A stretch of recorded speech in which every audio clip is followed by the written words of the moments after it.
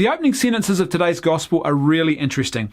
We hear about Jesus going back to Galilee, and the Gospel writer John tells us that despite the fact that he's previously said that a prophet is not respected in his own home country, this time the people in Galilee show a lot more respect to Christ, and the Gospel tells us why. It says because of what they had seen of him at the festival in Jerusalem.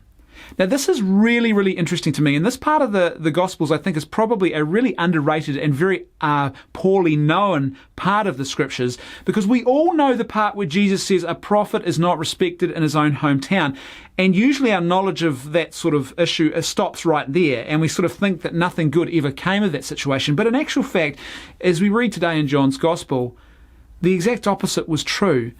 They began to see something of Christ in Jerusalem. Their hearts and minds were opened to the profoundness of what God was doing in their midst, but it took time for that change to take place. Whenever I have heard the story about Jesus in his own hometown and how difficult he found it there, I think it can be very easy to think of this just as a geographical thing, but I've always thought of it as really about family and close associates and friends, the people who know you the best, who often think that because they know you so well, they know everything about you. And so they can fail to see the work of God that's really happening. You know, when Jesus begins his ministry, these people are like, who is this? This is just the carpenter's son, isn't it? They don't see the work of God that is happening in their midst because they are so close to this person. But here's the important bit. As we read in today's gospel, there is always hope, because sooner or later, the penny will drop. So if you're someone who has had some sort of experience, or maybe even struggling with this today, where you've had some sort of conversion experience or some sort of deepening of your relationship with God, but the people who know you closest, the people who know you best, are sort of struggling to accept and to understand what's really going on, have heart, because the exact same thing happened to Christ.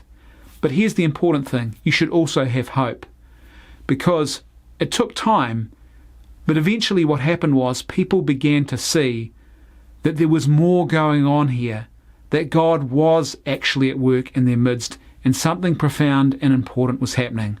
Just like in today's gospel, where Jesus returns to Galilee, and the people now have a newfound respect for him because their eyes have finally been opened. They have looked beyond their shallow and narrow sort of prejudice because they think they know him so well. They're almost like they think they have ownership of him. They now see that he is something far greater than what they initially thought he was.